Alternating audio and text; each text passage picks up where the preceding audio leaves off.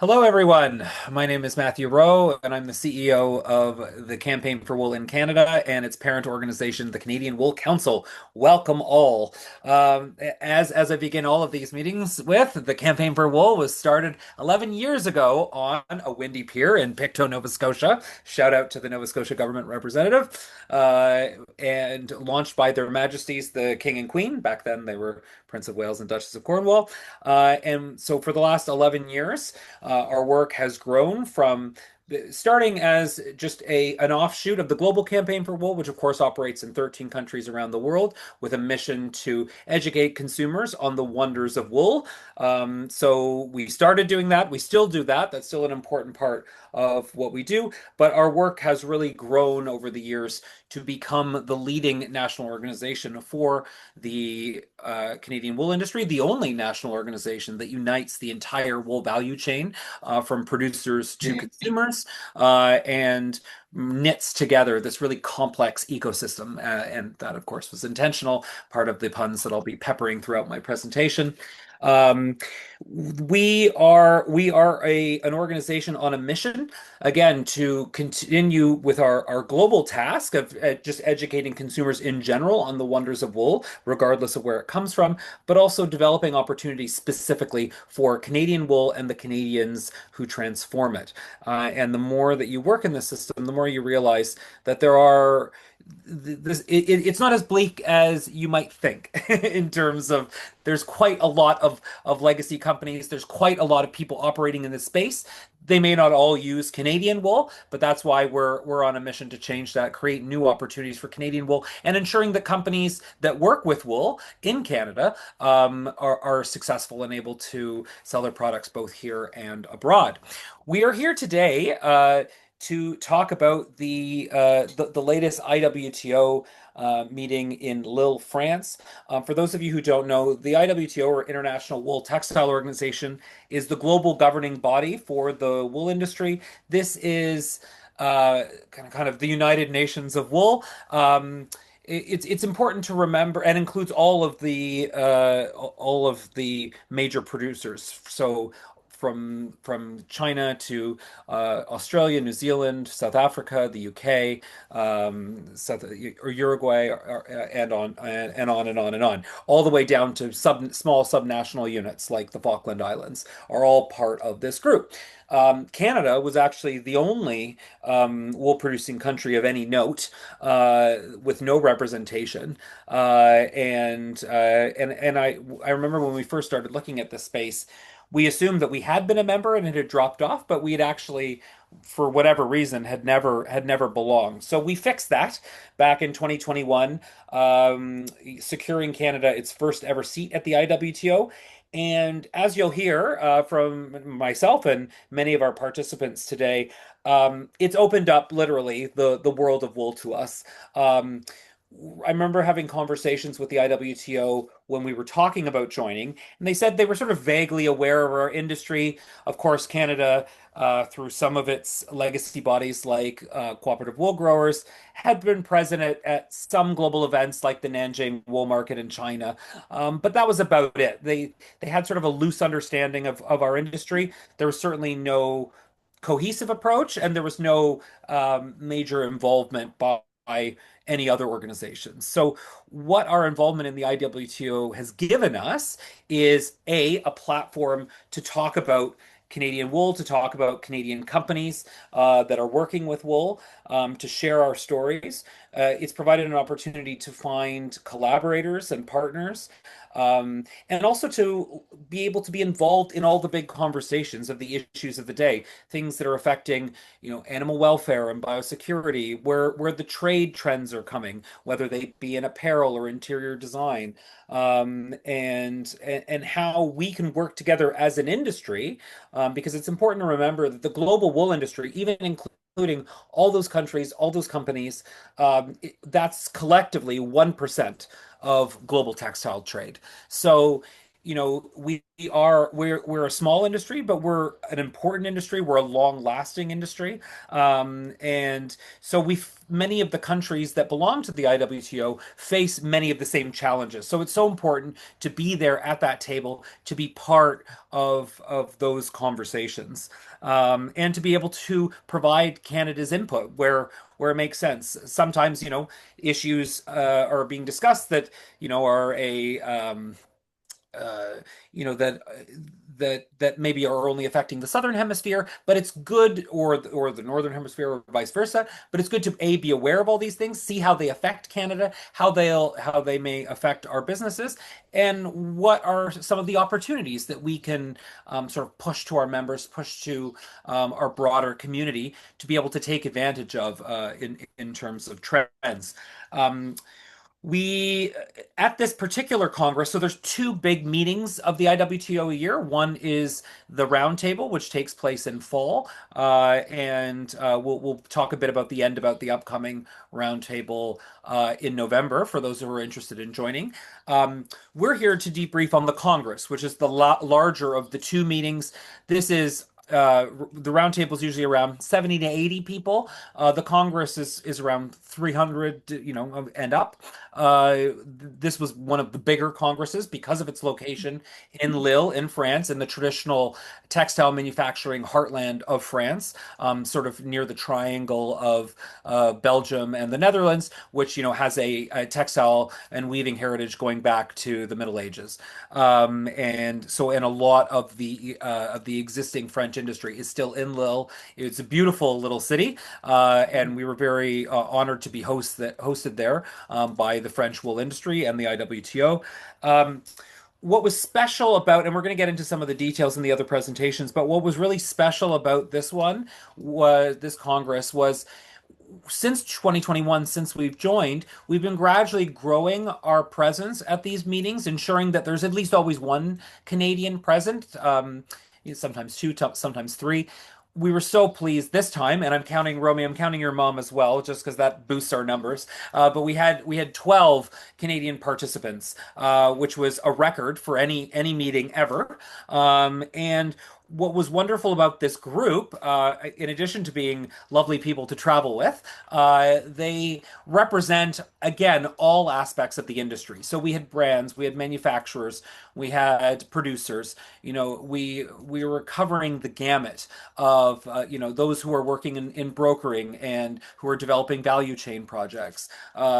It was really our most comprehensive delegation, and I think also importantly, we had three young professionals who you'll be hearing from again later in this meeting, who formed our largest youth contingent and took part in the IWTO's Young Professional Program, which is sort of a subset that exists within the overall Congress, and provides additional programming for people who are just beginning their journey in the industry, including our own Lydia Beta, who you'll be hearing from her, and some of the other youth participants later on. So again, just as a highlight, and I know I'm running a little over, but the we have three we had three Canadian presentations. So in addition to those 12 participants, many of which participated in multiple of the working group sessions, we had three Canadians who were presenting at the event, including Clemence from Creative Matters' European office, talking about the growth of the growing market for wool interiors, in particular carpeting in cruise ships, which was really interesting to hear, because obviously a cruise ship uses a lot of carpet, and it is 100% wool carpet is the preferred, or 80/20, which Carol can talk a little bit about, those ratios of what they mean, is very important in a marine environment because it's long lasting, it looks great, but it also, because of the ability that it handles moisture, inhibits the growth of mold, and bacteria and other elements. So that was really interesting. We had Carol Precious, who we'll be hearing from as well today, one of our board members and producer representatives, talking about her own journey of producing a farm to living room blanket, and out of her beautiful flock of North America's original Shetland sheep. And then I spoke as well about the wider gains of our industry over the years, and spoke about one of our innovation prize winners. For those of you who attended one of our last speaker series event, you saw one of our innovation prize winners, General Bean of British Columbia, and their needle felted kits. This was screening our Wool of the West, Fabric of Canada film about the other innovation prize winner, which was Brand Felt. So again, I want to leave you with that we really flew the flag for Canada this time. I think there's a really growing understanding of who the Canadians are, what we can offer to the world, and then we're of course getting a better sense of where we can fit in and where we can find opportunities to move the conversation forward, and again develop business opportunities for ourselves. But I'll let everyone else sort of dive into it. But I want to leave you with one anecdote, which was that our beloved cousins to the south, the Americans, who of course have been involved in the IWTO from almost the founding, they're big funders of it.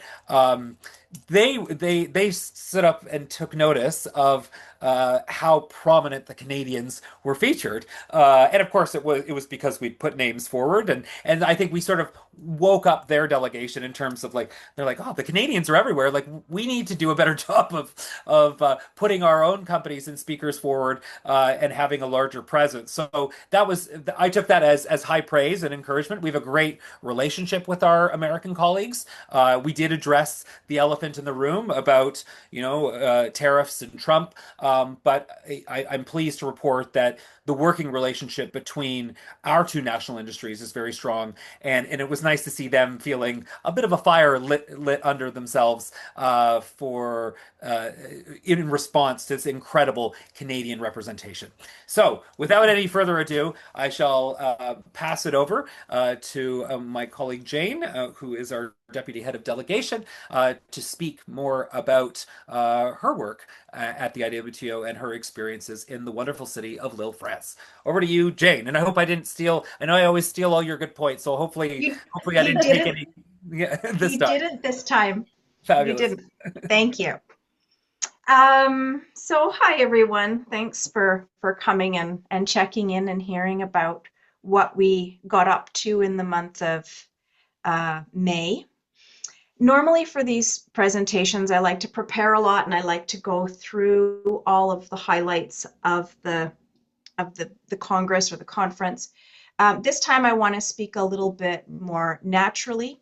You heard the presentation possibly that we did after Istanbul, where I gave you all of the big talking points that IWTO are working on, things like make the label count, life cycle analysis. I can't remember any of the others at this point, but I touched on all those, and that was a lot of what we heard about again at the conference this time around. So I thought what I would do is share a little bit of my impressions of the French wool industry and how I see where we have learning to do from them, but also how we kind of have a similar industry profile, and maybe that will challenge the way you think about the Canadian industry. First of all, I think France does a really nice job of striking a balance between artisanal, regional, heritage production with commercial, global, industrial. I feel that they walk that line really well.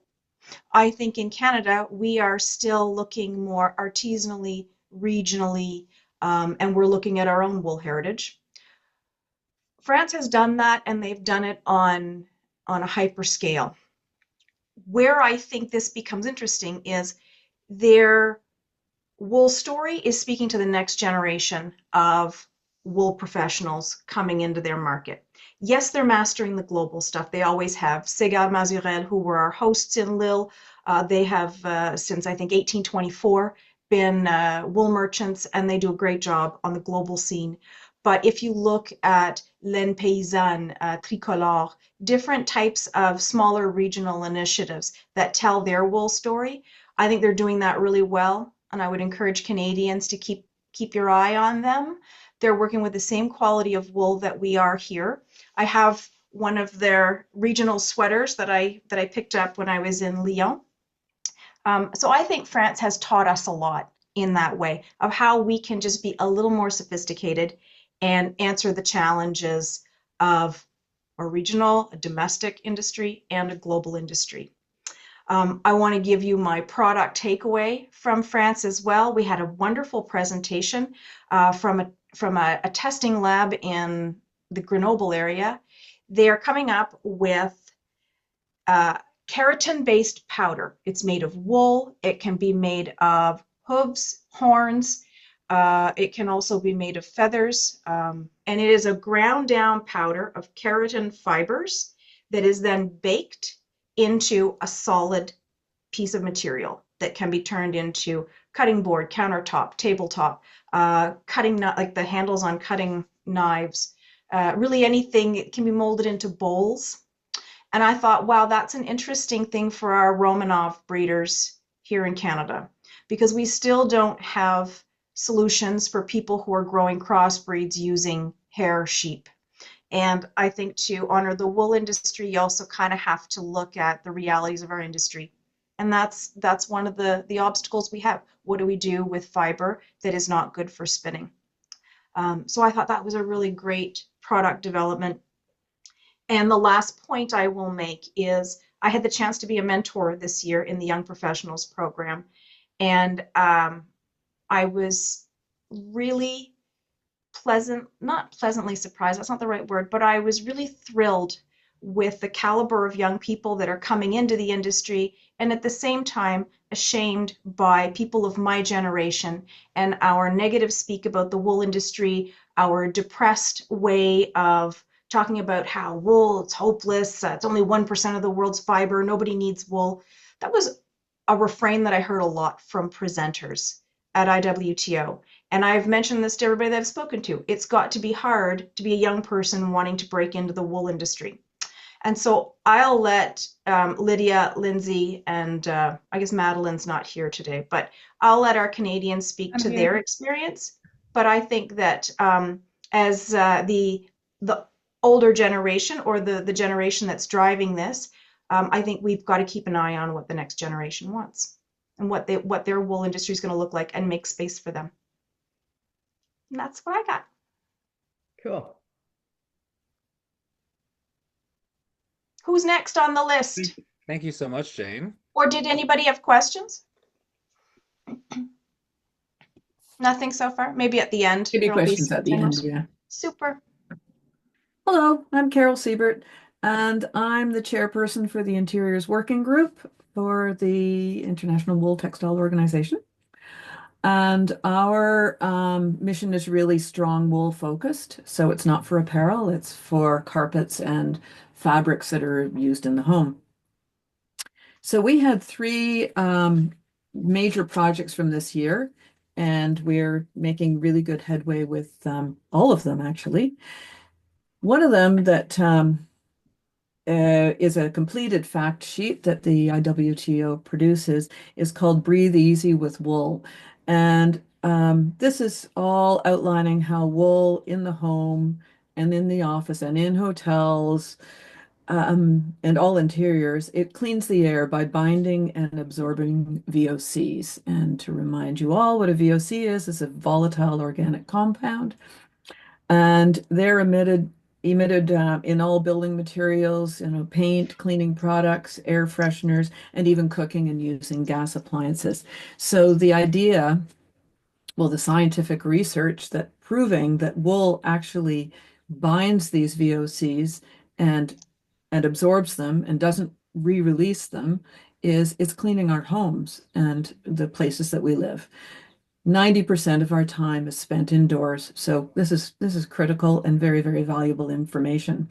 It'll be very valuable for the architecture and design community too, because they're trying to always become much more sustainable and provide healthier atmospheres for their clients, be they residential clients or a corporate situation. So this new fact sheet has been produced and it's available on the IWTO website.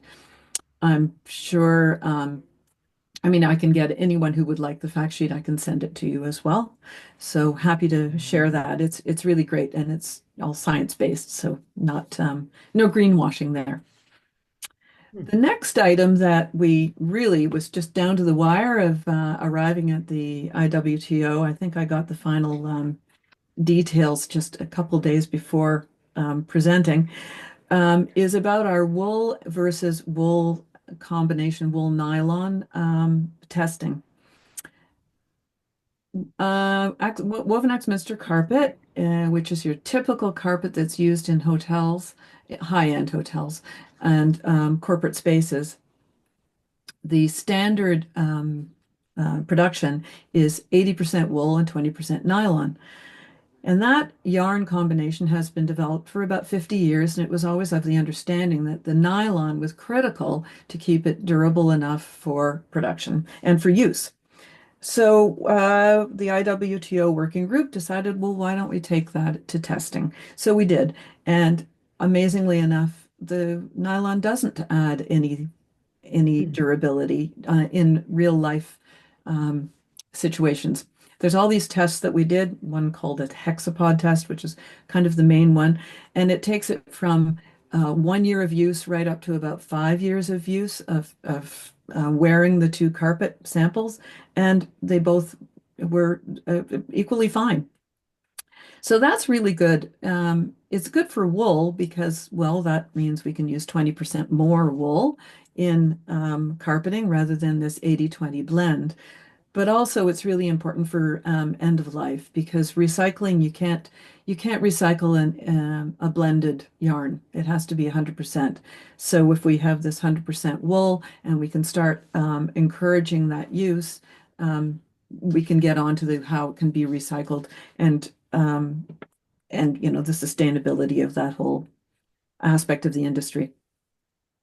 The third item that is now in research is all about bedding, mattresses, and then this would also cover for bed covering.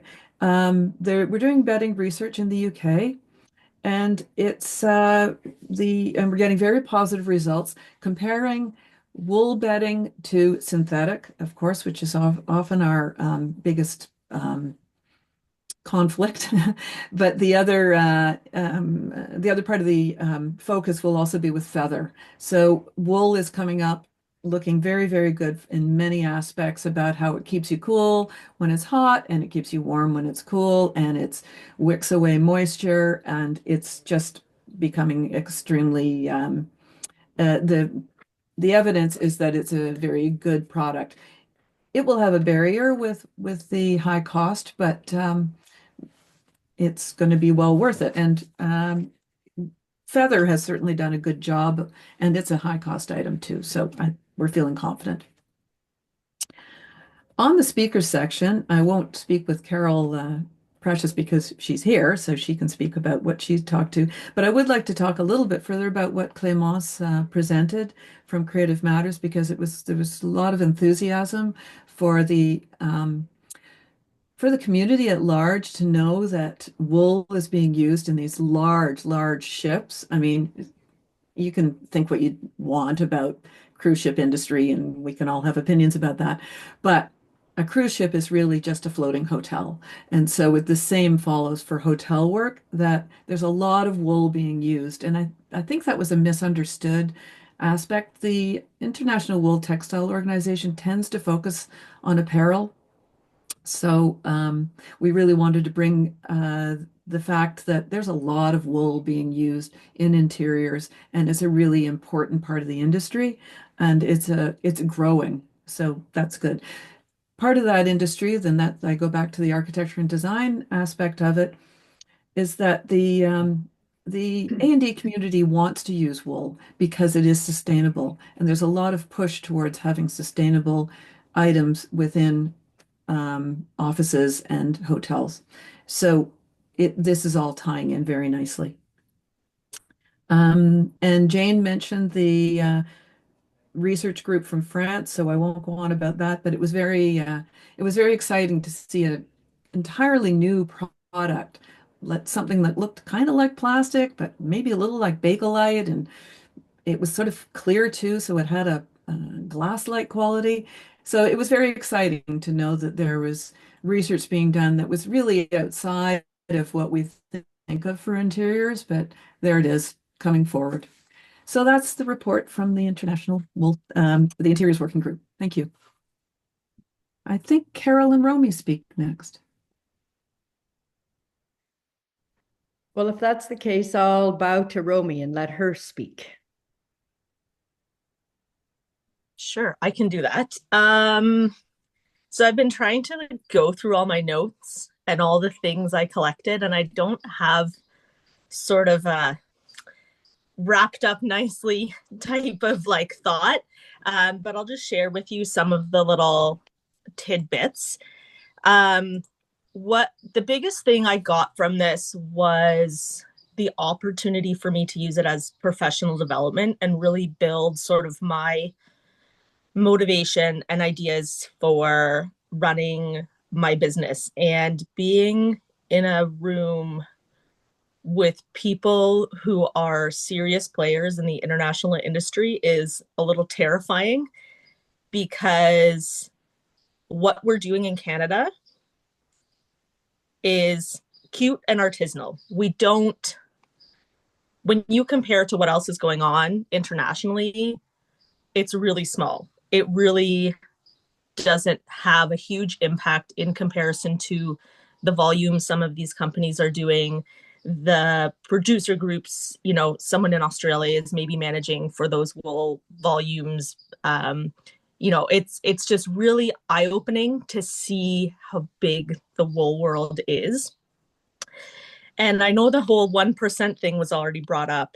And there was a quote by, I believe it was from South Africa, I think Isaac, one of the speakers. He said, "Are we 0.9% of the textile market because there is no market, or because we don't supply the market?" And I'll continue on that thought, in that I think, was it a presentation from Sweden was saying they throw out 70% of their wool. I think in Canada, we're like 90%. Like nothing gets used in Canada when you consider the total wool clip overall. So if that 2% number that everyone likes to use, what could we do if we actually used all the wool that was produced? So that's one thought.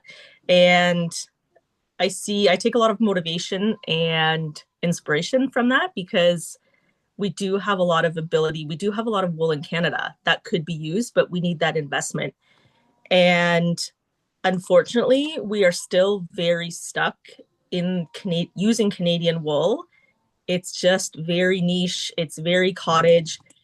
We need big players to step in. And I think IWTO and these connections that we're making, building those connections and meeting these people to do bigger projects to showcase our wool is huge. And another example is I met a wool buyer based out of Chicago who buys wool for China. I mean, there's something fairly straightforward right there. It's going to ship probably out of a fairly close port to us here in Ontario. But she had no idea what our wool even looks like. I showed her some pictures of our wool clip, and she was amazed how clean and amazing it looked. And so I said, hey, why don't you come up to Ontario? Maybe we'll tour some farms, stuff like that. And again, right, building those connections could be huge for what we actually do with Canadian wool. Something else I think we're still fairly segmented in Canada. We're doing a lot better than we were, 5-10 years ago. We still have very grassroots players. We still have processors and mills, and a lot of people are still working in their individual silos. Like I said, we're doing a lot better. We kind of know who's doing what and working together, but I still feel like we're fairly segmented. We don't have an organization that represents, Canadian Wool Growers Cooperative. They really don't represent Canadian producers. So on that thought, maybe we need a really cohesive, well-organized Canadian wool producers group to then take what we're doing in Canada to an international group like this. because we're still, as producers, we're not organized, and bringing sort of like a united front of like, this is Canadian wool, this is what we're doing, this is what our farms are doing, taking that bigger picture internationally, I think would really make us look amazing. But yeah, and I don't know if I have any other like big things. I just have all these little points, and I'm using it all as inspiration because there was a lot of inspiration there. And I think we need to think beyond our little artisanal projects and think bigger pictures and how we can take all the lessons from a big meeting like this and really help raise up the Canadian industry.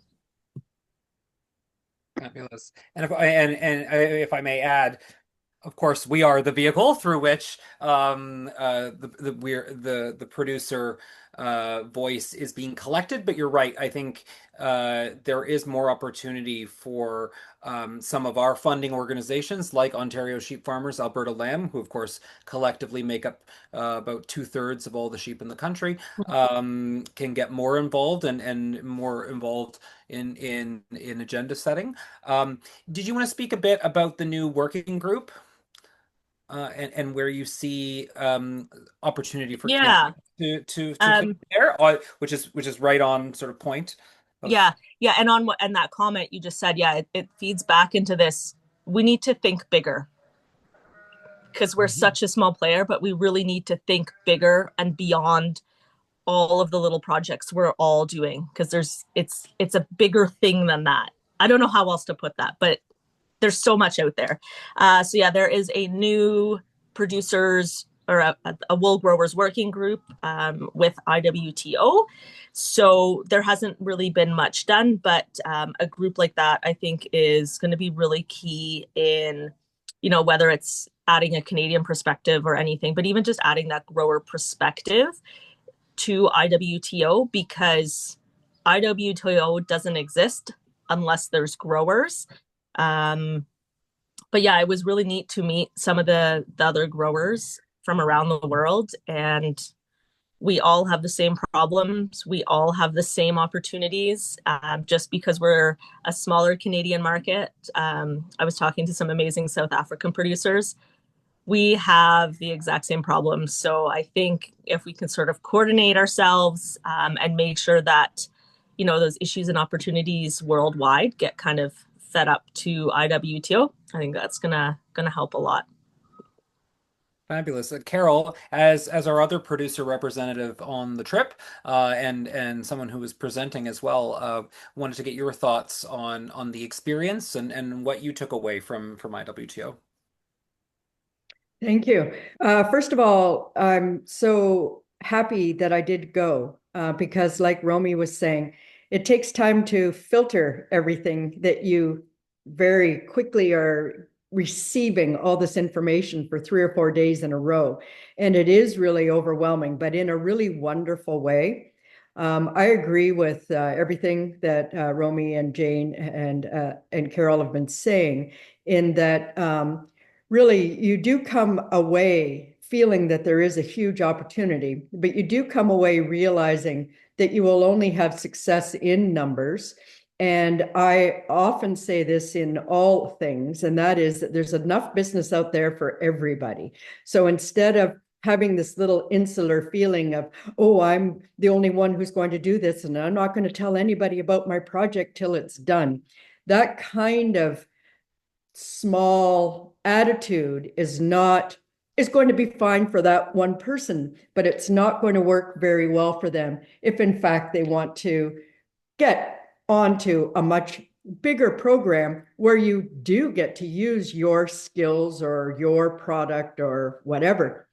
So I was mostly shocked and impressed by how many young people were there who actually have bitten into the wool industry as a career option. I think that their energy was fabulous. I think their skills are terrific. And being able to network with them is great. I find that I've been doing that in other aspects of farming or animal care anyway, because if by osmosis, one could ask who's the mentor and who's the apprentice, we can all learn from each other. I learned a lot from people that were way younger than I was, but I also learned a lot. There are many, many words of wisdom by people who have been around the block. So dovetailing on what Romy was saying, I think that in Canada, maybe it's partly to do with what's been going on with the America. I think we do need to really appreciate ourselves as a nation with all the provinces and to start to understand that the traditions are incredible that we already do have set up in Canada. We're lucky that the Irish and the Scots and the British were driven by potato famine to come to Canada because they happen to all, by nature, knit, spin, and weave all the time. That was part of their normal.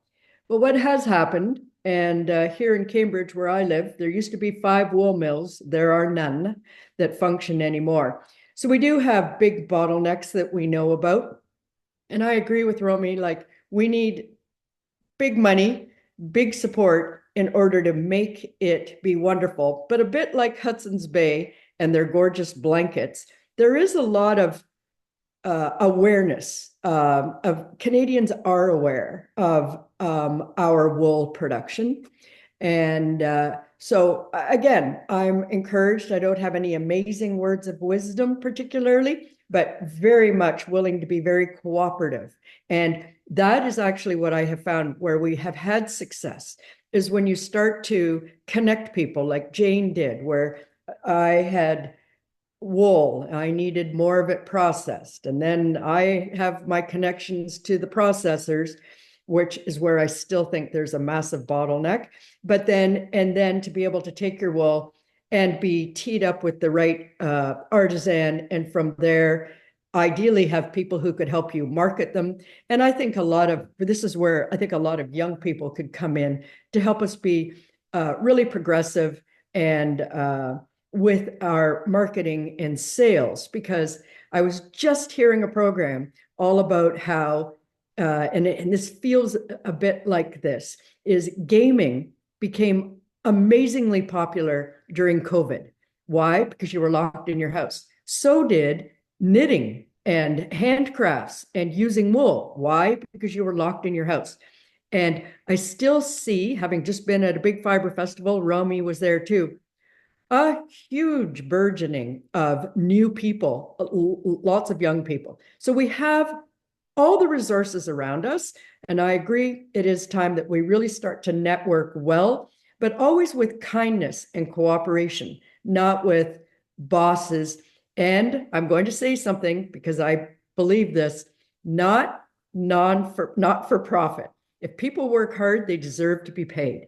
And I think that this is why there was the demise of an earlier group that will remain unnamed, who was very interested in fiber, but decided to be not for profit.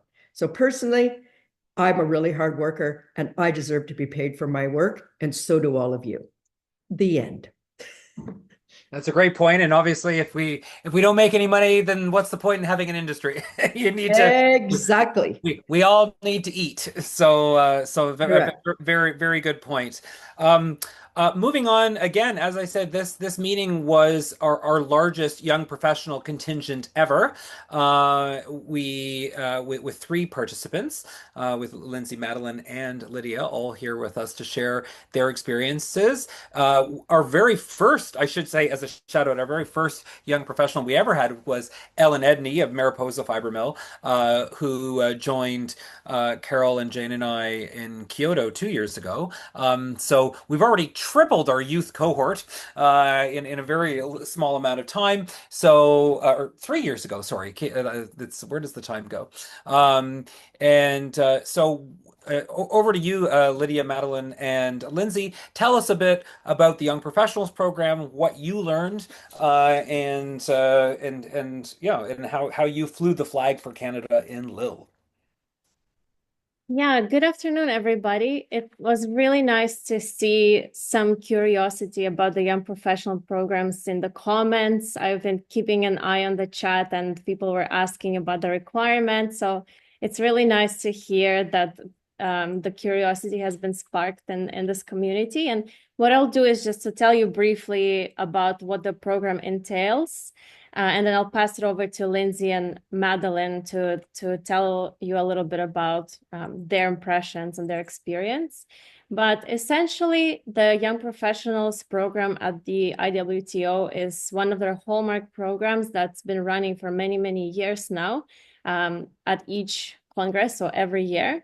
And it's a program dedicated to people under 35 who work in any area of the wool industry anywhere in the world, from producers to manufacturers to designers.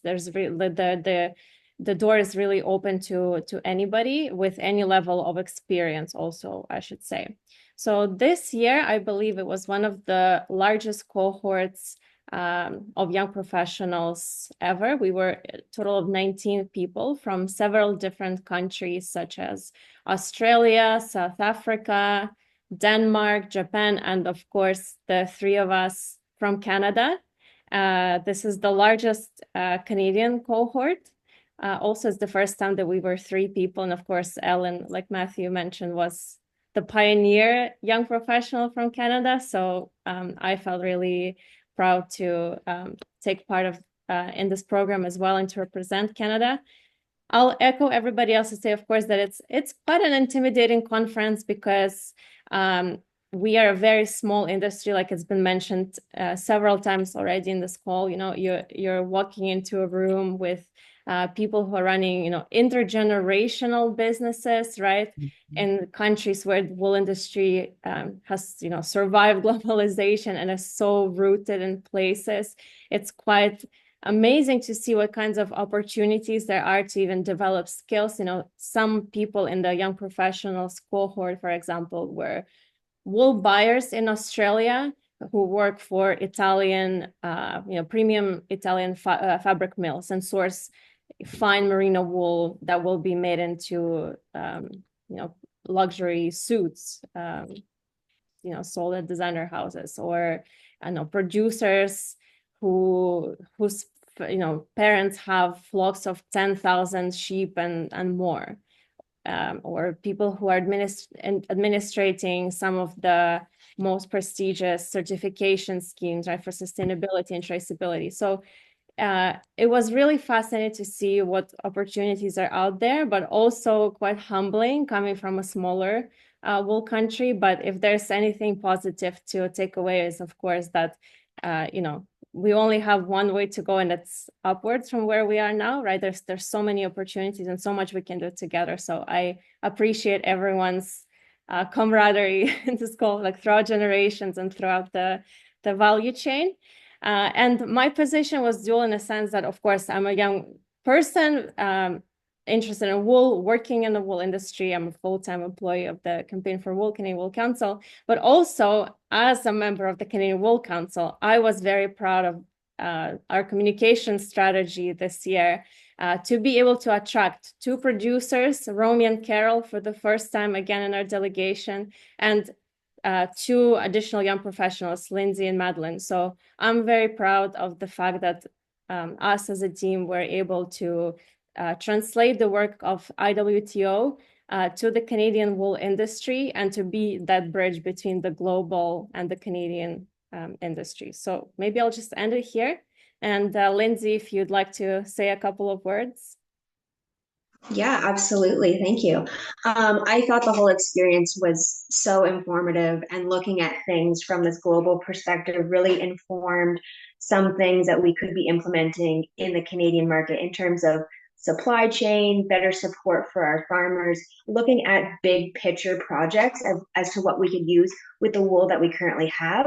Not just everything will be made into textiles and yarns. We have a lot of like cross-contaminated hair breed coarse wools, like Jane has said, and looking at some alternative uses for that. One of my favorite presentations, which Jane mentioned, was the keratin, and looking how that could really be a replacement for biopolymers and plastic injection molding, thermoplastic. It's unbelievable how much plastic we all touch on a daily basis, and how much wool that could be used in that as a replacement. I think that's a huge area of interest and something that I'll definitely be looking into with my areas of research in terms of more of the manufacturing side of things and how to replace some of these polymers with a natural alternative. I thought there was some really great conversations as well in terms of recycling, not just garment recycling at end of life cycle, but also in terms of recycling in the manufacturing process. Not all of the wool is going to be used. What does that look like, and how could that be turned into a value added product at the end of its life cycle? So I really just came away from it looking at the industry, like Romy kind of mentioned, as more of a smaller artisanal and looking at, okay, what could we build on as more of an industrial scale? That might not be possible, obviously, right at the beginning, but I think there's a lot of potential in those spaces moving forward. So that's kind of where I'm focusing after the conference, and yeah, hope to continue my research in those areas.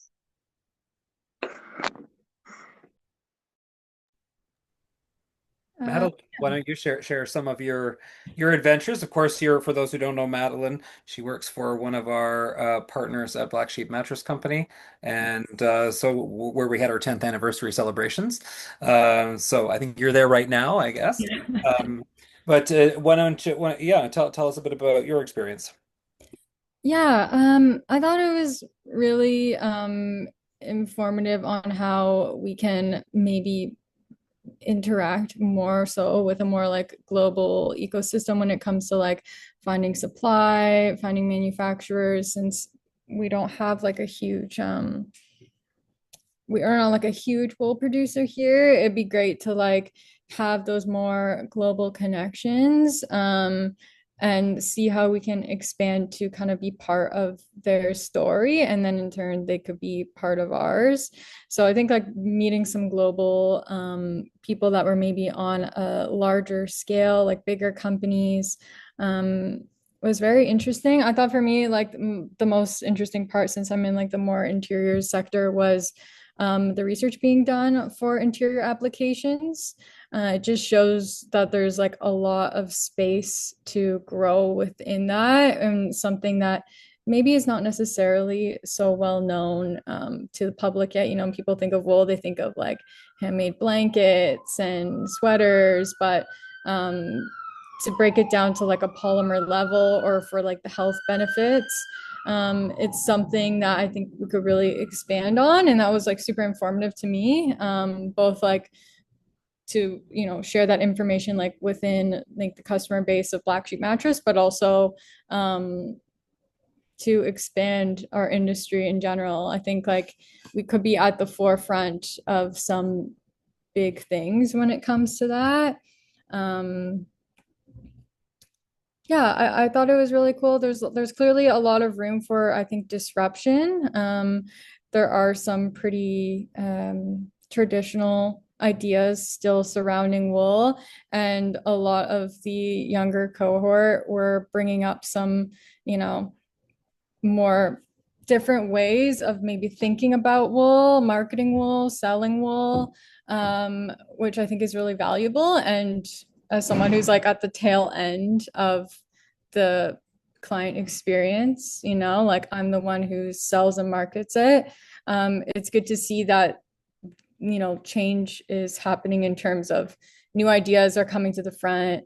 And hopefully like we can be the people to do that. So yeah, it was great. Fabulous. Uh, Lydia, any closing thoughts on the young professional experience?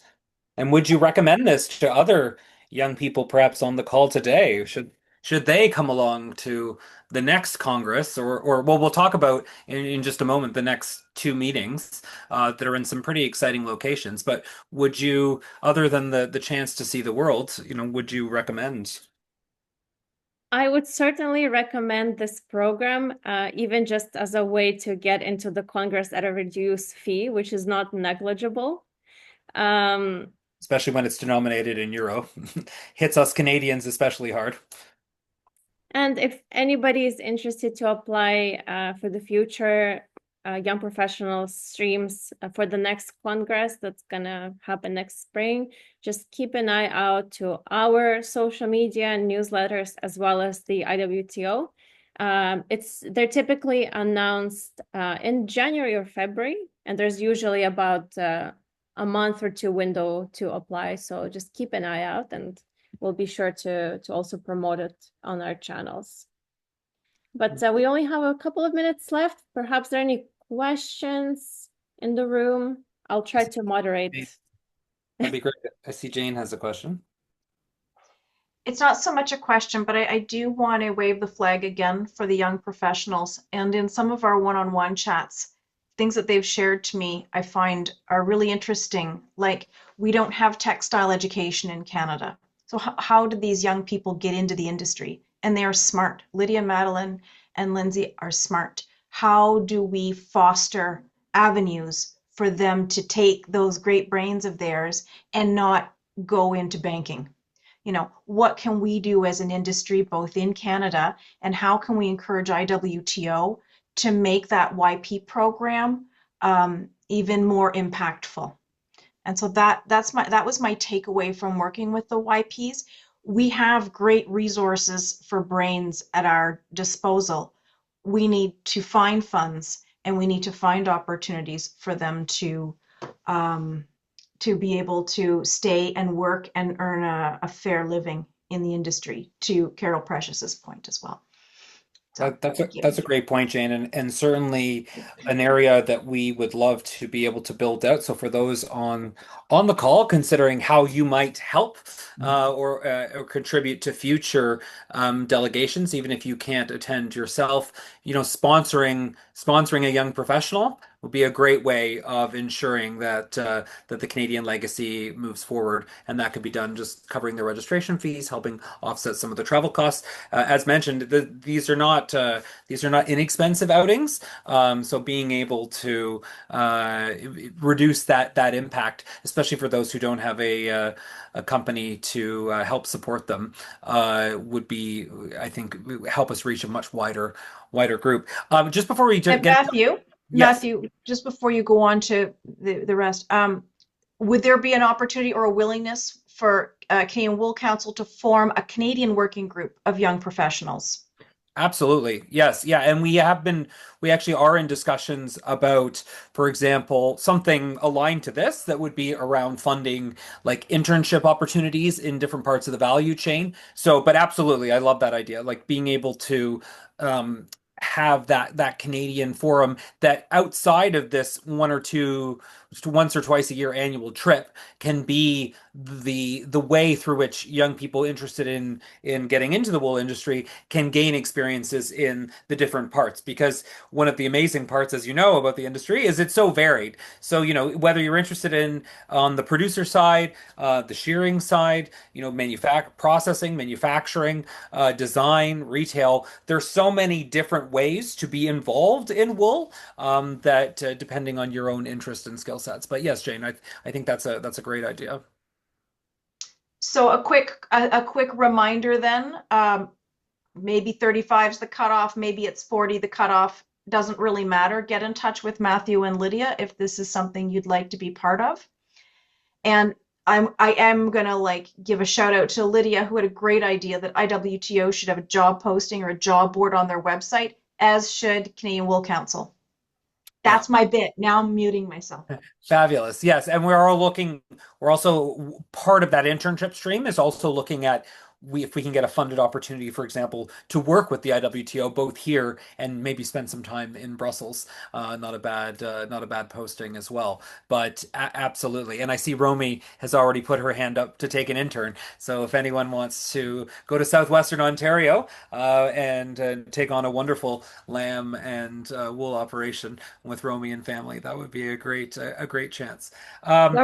If I could just interrupt for a second, I think that because we already now are connected internationally, we might see that IWTO could have a type of setup where young professionals from around the world who might want to come to Canada would then be able to have places where they know if you go to this farm or that farm, you're welcome to stay for 3 to 5 days or a month, or depending on the situation, that it would be that people from, other countries, young people who can't really afford to stay in a local hotel or motel, but maybe just to be able to say, here, for we Canadians have the opportunity to say, here's what we can offer.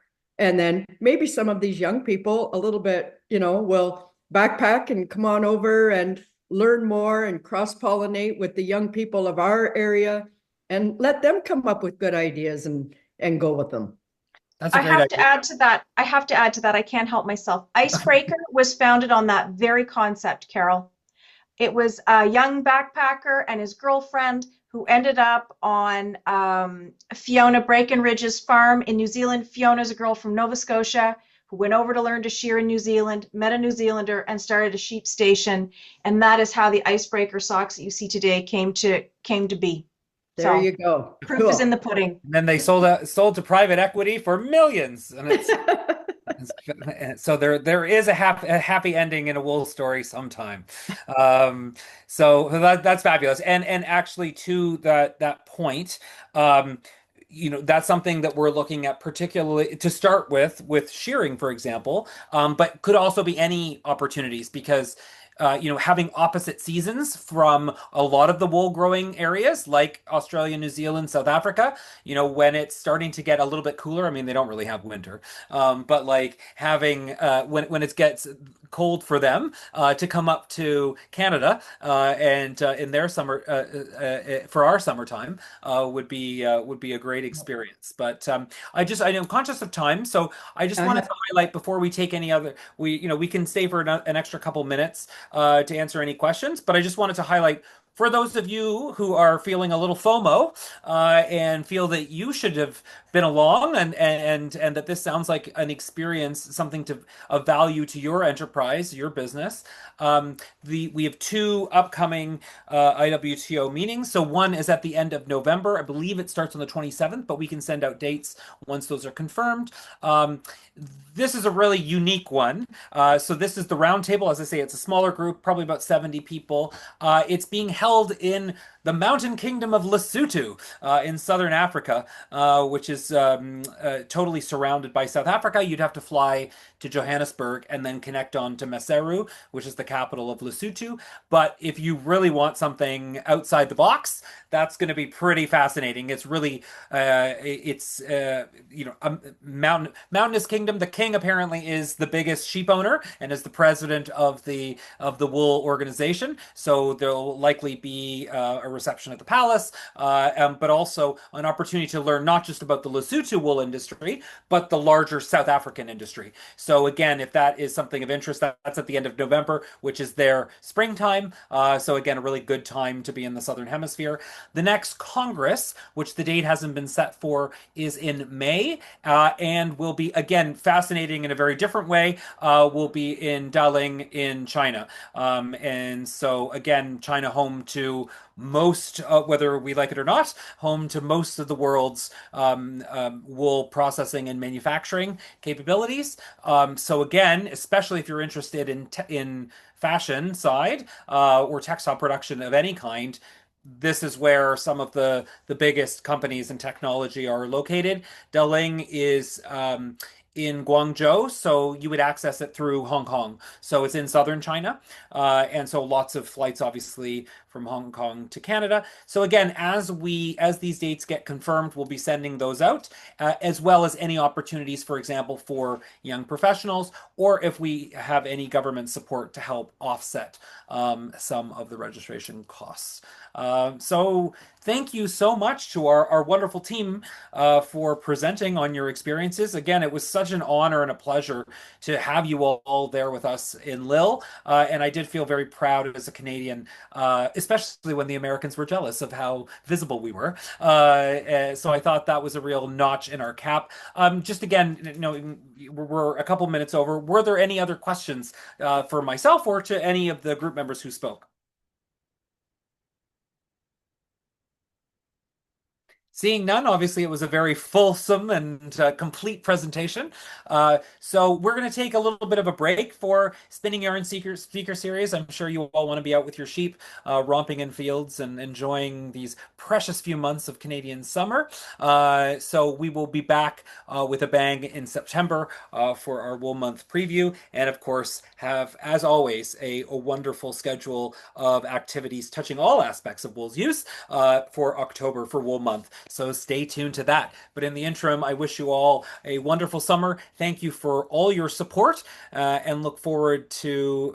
Oh, I also forgot to mention just before I let you go, another success mark for those of you considering joining our trade mission to the UK at the end of September. You can't because not only are we sold out, we're oversubscribed. So we actually have we were above our target, and now we're absolutely maxed out. So congratulations to Lydia for helping to coordinate some of those details. And we look forward to reporting back probably as part of the October spinning yarns on some of the activities that will be taking place in the UK at the end of September. But otherwise, dream of sheep, have a wonderful woolly summer, and we will see you back in the fall. Thank you so much, everyone.